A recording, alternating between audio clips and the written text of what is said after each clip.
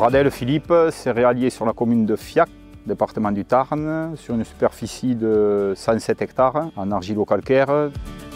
Je produis du blé tendre, orge, blé dur, colza associé depuis 5 ans, févrole depuis 20 ans, tournesol et du maïs en sec aussi depuis 5 ans, pour essayer d'avoir une rotation sur minimum 6 ans.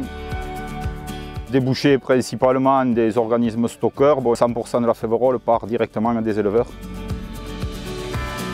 Je sème tout en semences fermières non traitées. Je regarde le côté agronomique avant de regarder le côté économique. Sur les IFT, il y a un axe de travail depuis quelques années. Ça fait 5 ou 6 ans que je suis dans cette démarche de réduction de dose et bas volume aussi.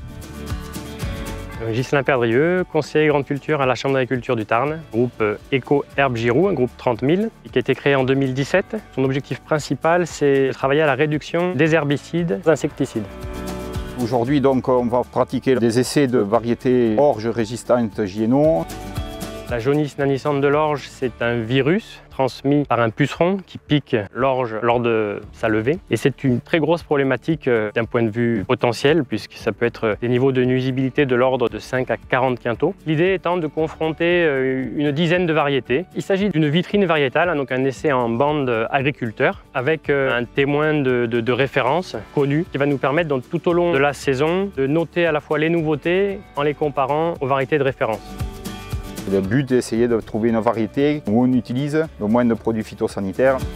Une fois le semis réalisé, je vais réaliser des notations à partir du stade pointant une feuille, une fois par semaine à peu près. Je vais aussi installer des pièges à glu pour m'aider dans l'évaluation de la pression puceron. Bon, je vais faire des observations sur le terrain parce qu'en étant sur place tout le temps, je vais voir des choses que lui va forcément voir. Aujourd'hui, on sème et après, au cours de la végétation, regarder les différentes maladies et en fonction des maladies, intervenir ou pas. Et aussi, on ira jusqu'à la pesée des différentes variétés, voir quelle est la meilleure au niveau rendement, qualité. Ce type d'essai aujourd'hui sur la tolérance à la JNO nous fait très rapidement gagner un point d'IFT, puisqu'on peut assez simplement économiser un insecticide sur orge. Il y a 23 agriculteurs motivés sur le groupe Eco-Herbe Giroux. Pour le collectif et même pour les agriculteurs en général, ce type d'essai est très important d'une part en campagne pour se situer ou pas sur la pression JNO et donc décider d'une intervention ou d'une impasse.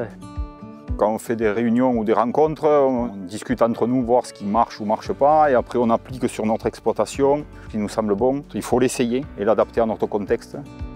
Dans une aventure comme ça, il faut y aller, il faut le réfléchir et sur toute exploitation céréalière, il devrait y avoir de l'orge, qui permet de rallonger la rotation et d'étaler le temps de travail.